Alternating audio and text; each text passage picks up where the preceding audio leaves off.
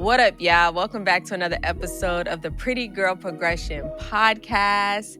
I am your girl, Sherelle. If you are new here, welcome. I hope you stay. And if you have been here before, girl, welcome back.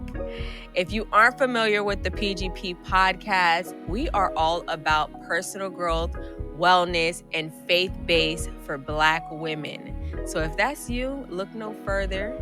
Hit the subscribe button, turn your post notifications on, and pull up a seat, take your shoes off, and relax. We hope that you enjoyed the episode and let us know what you think in the comment section at the end.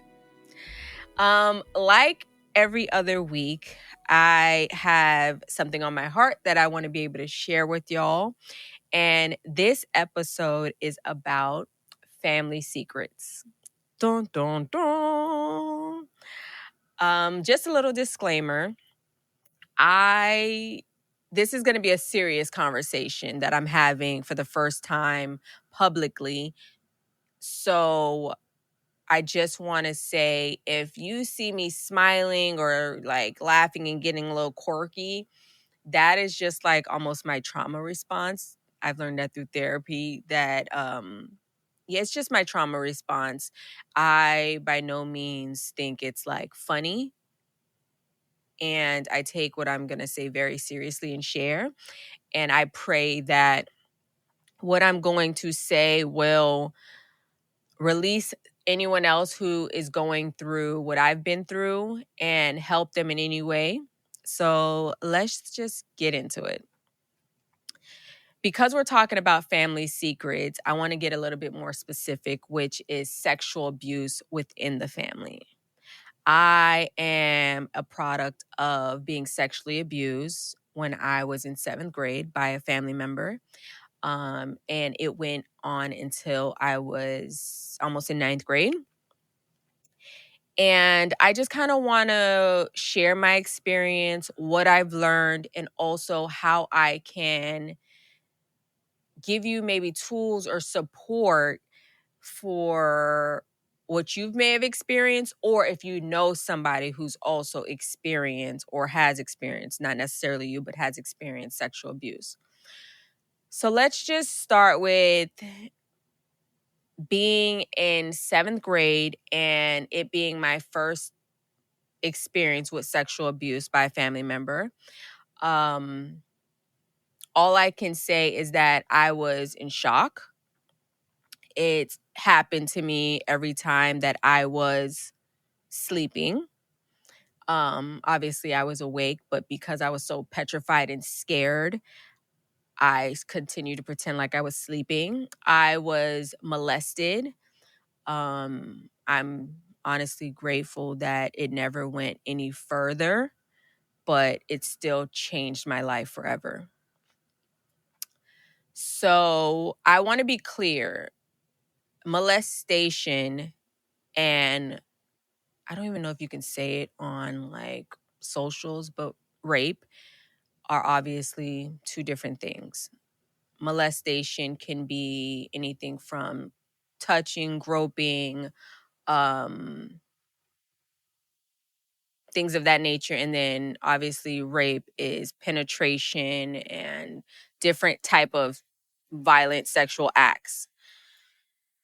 So I did not come clean to my family until I was in 10th grade, which started because I had a boyfriend at the time who was sharing his story with me that he was molested by his stepbrother, violently actually. And because of my response to it, which I was crying profusely, it's like he looked at me and he knew. He knew that I experienced something when it came to sexual abuse. And immediately he told me, you need to go home right now and go tell your mom what happened. And I did that. I went home. I told my mom, which led my mom calling my uncle, telling my brothers, and also telling my abuser, all in the same night. Like, whoa. Because it's one thing to tell, like your mom, but when you are now being led, forced, convinced to tell your abuser and confront them, that was so hard. But I did it. And just to backtrack a little, first and foremost, I do see God in this entire experience. And I say that because as I'm older, now that I'm older, I'm able to look back and see how the enemy was trying to silence me for so long. How ironic. I am building a podcast and I am sharing my story with millions of women, right? And the enemy had a glimpse maybe that I was going to use my voice for God, for God's glory. And he tried to silence me by allowing someone to sexually abuse me. I went years without saying anything, crying, always in darkness, always feeling alone, always feeling heavy. And because I'm older and thankfully I went to therapy and I'm still like growing through this experience, I see God in this situation still. I'm not mad. I'm using it to empower me and to bring awareness. So if you are actually experiencing sexual abuse or say something, tell someone, and do not feel like it's your fault because it's not. Whatever that person did to you, they were going through their own turmoil, trauma, sickness, and they will be dealt with however they are dealt with. But as far as you can only control what you can control. And I, first and foremost, I empathize, I sympathize with you. And I wish I could just hug every single person and tell every single person, like, you will be okay. You will get through this. I promise you that. And I want to say, like, why I stayed silent. Like most people, because of the shame. At the time, I thought it was my fault.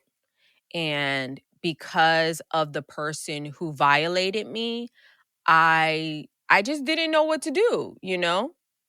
This person would tell me that they're supposed to do this to me, only they could do this to me, to not tell anybody. And I believed that person at that time for a long time, actually. And I really just stayed silent for the fear of it. The fear paralyzed me, like no end. Like I can't even describe it. It's like if you know, you know. But if you don't know, it just feels like you just feel helpless. And I just felt helpless. The manipulation was definitely real because this person was family. I was just confused. I was sad. The sparkle in my eye definitely went away immediately. And that's why I stayed silent for so many years. And I decided to break my silence because of my boyfriend at the time sharing his experience. First of all, I don't think people talk enough about young boys, men being sexually abused as well. And I was so shocked that that happened to him. And this is one of the reasons why I say I see God in everything that I've experienced, because who would have thought that my boyfriend at the time was getting molested by his stepbrother? Like, who would have? You just don't think about that. That wasn't a conversation when I was younger. So breaking the silence was mainly, number one, for him sharing his story, and number two, because he said, you need to go say something. And because he had courage to tell me, I needed courage to go stand up for myself and go tell my parents, you know? So, it's never too late to break your silence. It doesn't matter what they say. It does not matter what people say. It's never too late to break the silence. And when it comes to healing, what it looks like is speaking your truth, confronting your abuser, and getting therapy. Y'all, there's so many things that I asked when it came to therapy, like my therapist, about, how can I trust, a man to be around our kids if something like this could happen to me, you know? And through therapy, extensive therapy, I was able to get all those answers. So that's why I always suggest go to therapy and get the help that you need. Whew. It's so wild that I'm speaking about this, but it's so necessary. And I want to say,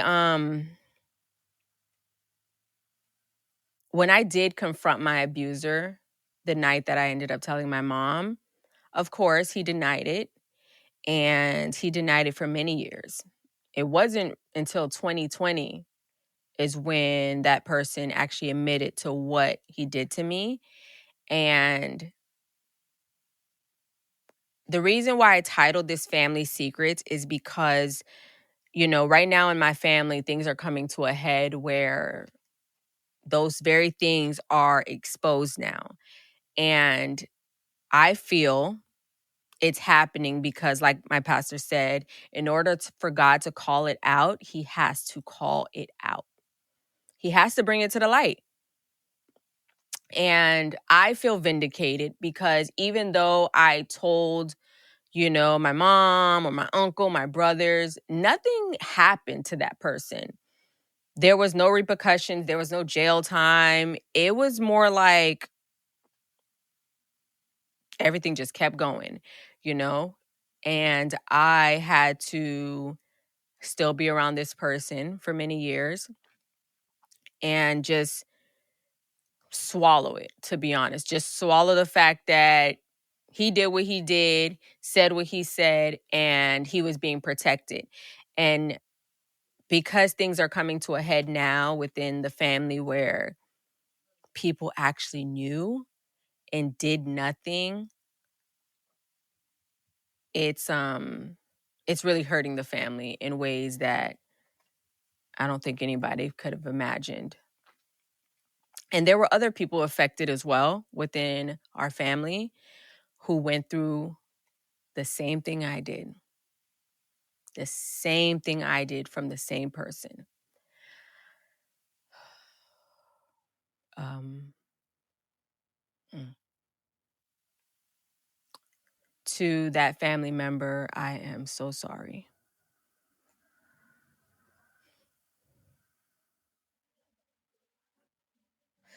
Um,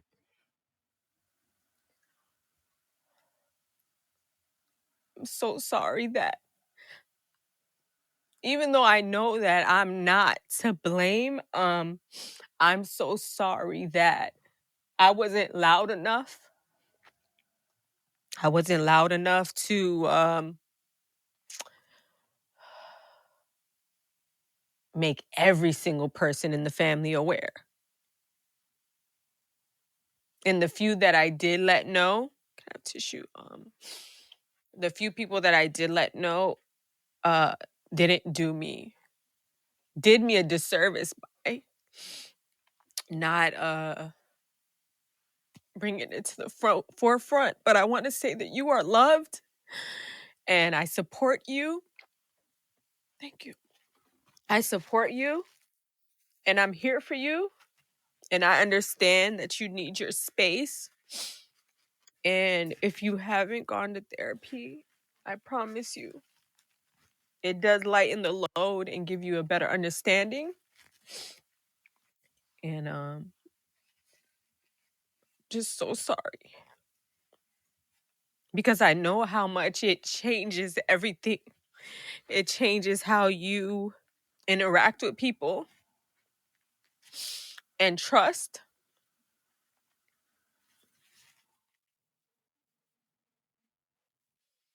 Whew. I know it changes everything, but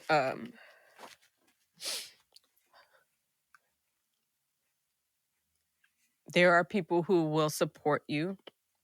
And, I'm going to put even in my show notes different ways that you can get the help that you need. And this is so hard to express, but to the people who have never experienced this, create a safe space for those who've been affected. Remember that it's not about you, so don't make it about you. And when I say that, I'm saying that because it's so easy to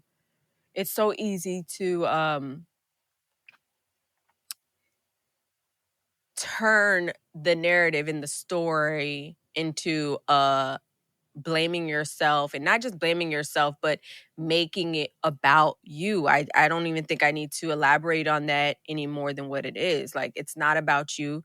The person who is affected just needs all the love and all the support and all of your patience and your trust, because this is not something that,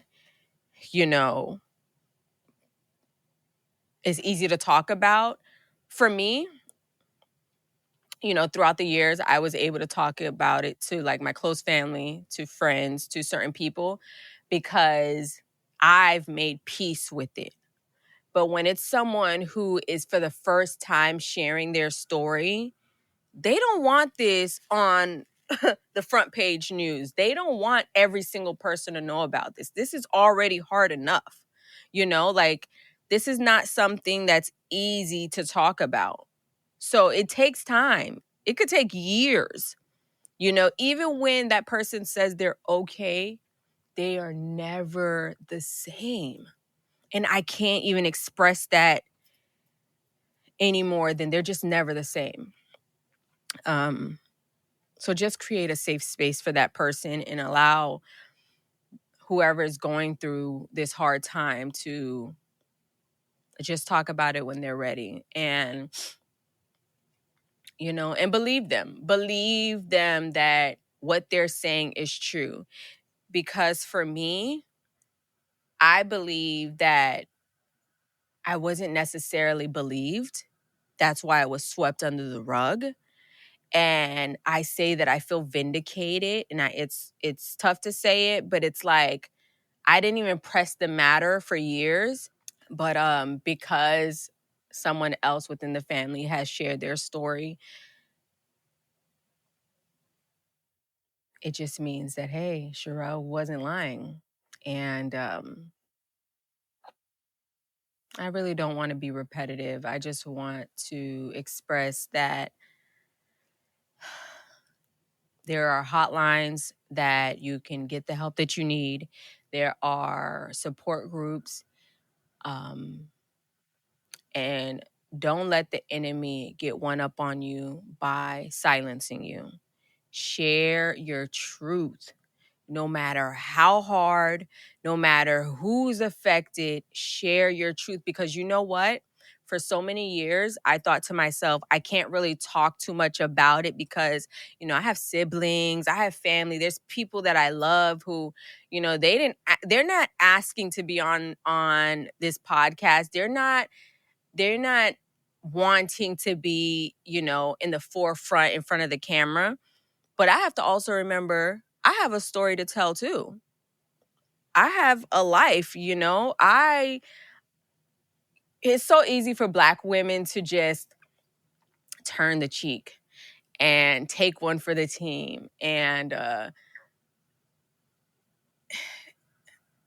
it's just my testimony, and I deserve to tell it.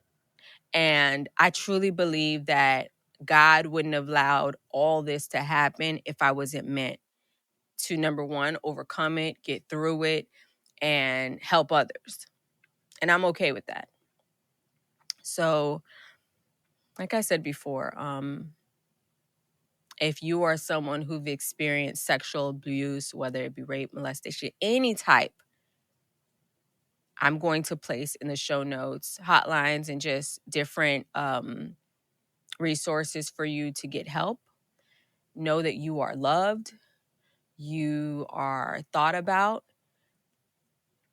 You are more than enough. You are not to blame. Those people failed you by not protecting you, and they just have to deal with that. You are still powerful, and I just hope that you can get through this the best that you can and still have your respect and your dignity intact. Because like I say all the time, I could have been so far gone. And when I say so far gone, from drugs to selling my body to just doing all the things, but God has literally kept me. Okay? Thank God for my mental fortitude. So I just pray that you know how much you are loved and you are supposed to be here. If you're still here today, as long as you got breath, you got options. Stay strong, stay courageous, stay bold. I hope that this episode helped. And I thank you for allowing me to be vulnerable. And this is something that has weighed on me in different ways, throughout the years. So thank you for allowing me to share. And I hope you enjoyed this episode. And until next time, Queen, love yourself.